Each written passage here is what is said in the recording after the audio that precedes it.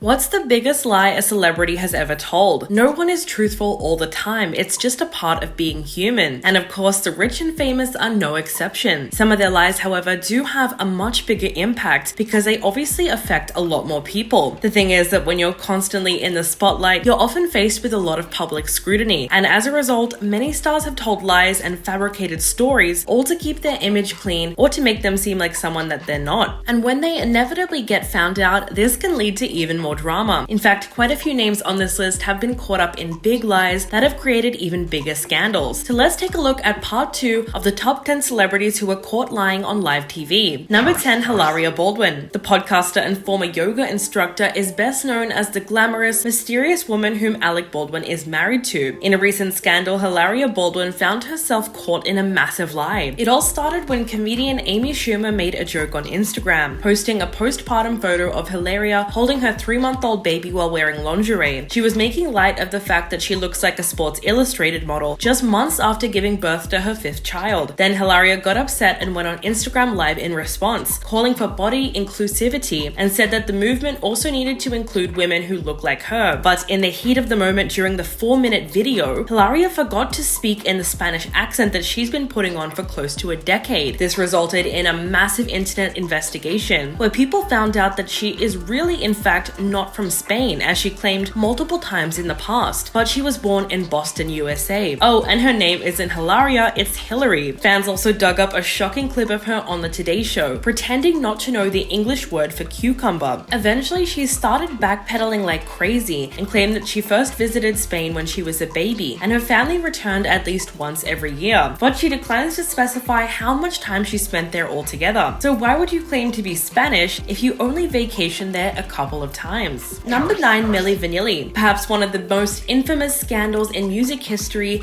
came when the duo was caught in one of the biggest lies ever. Fans had long speculated that Rob Pilatus and Fab Morvan, two guys with thick European accents and limited command of the English language, couldn't possibly have created hits like Girl You Know It's True and Blame It on the Rain. And yet the news of their deception still came as a shock to many. As they enjoyed the trappings of their monumental success, Rob and Fab struggled to live with their secret. On July 21st in 1989, the group's backing tape malfunctioned during a live performance at a club in Bristol, Connecticut. And as the words "Girl You Know It's" repeated over and over, Rob panicked and ran off stage. The incident had no immediate effect on their career, but he would later call the incident the beginning of the end. Figuring their time was running out, the two turned against their producer Frank Farian, who of course was in on it the whole time, and they demanded to sing on their next album. As the battle intensified, Farian had no choice but to call a press conference and spill the beans. He was unapologetic about the scam, and in 1991 he released a new studio album credited to the real singers. But for Milli Vanilli, the consequences of being found out were catastrophic. They were stripped of the Grammys they had won for Best New Artist, and duped fans filed a class action lawsuit against them. The scandal ended up following them both forever. Number 8, Brian Williams. Once an extremely trusted news reporter, Williams's career was put in jeopardy when he was caught in a lie of his own making. Over the years, he told a shifty story about the day that he flew aboard a US Army helicopter during the 2003 invasion of Iraq. In later versions of the story, he said that his helicopter was hit and forced down by enemy fire. He was caught in a big lie though, as yes, that did happen, but he wasn't even on the helicopter. He embellished the story to make it seem like he was right in the middle of the action, when in reality, he was more of a witness. He said, the story actually started with a terrible moment a dozen years back during the invasion of Iraq, when the helicopter we were traveling in was forced down after being hit by an RPG. Our traveling NBC News team was rescued, surrounded, and kept alive by an armor mechanized platoon from the US Army 3rd Infantry. Except that never happened.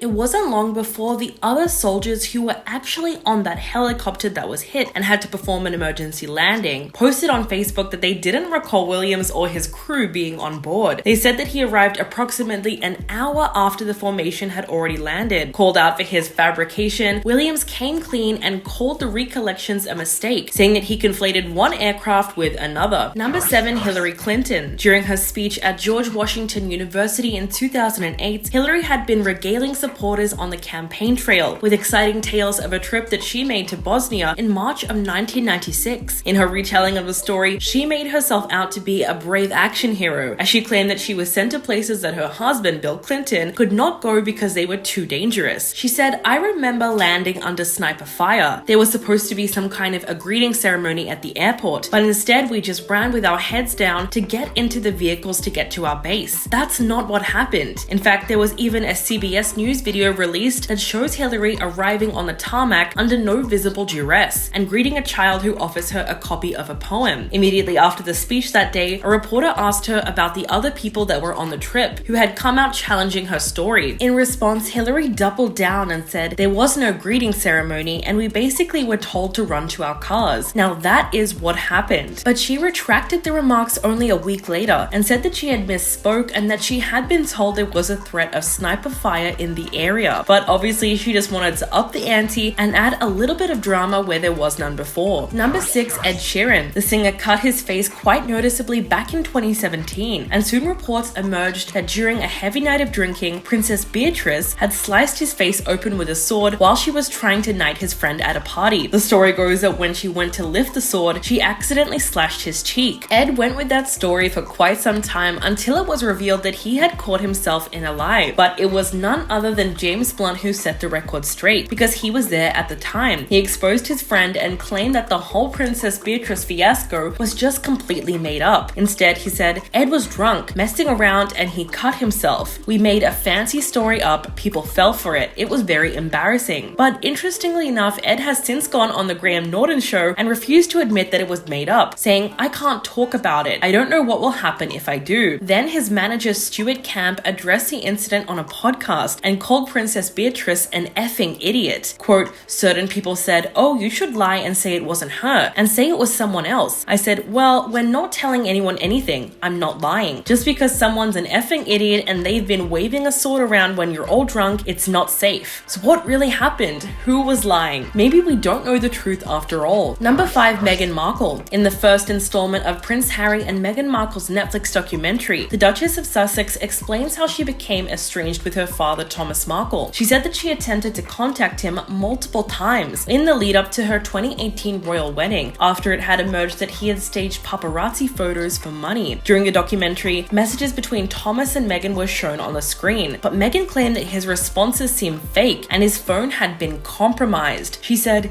"It was really weird. You know how people text, right? My dad used a lot of emojis and a lot of ellipses and ...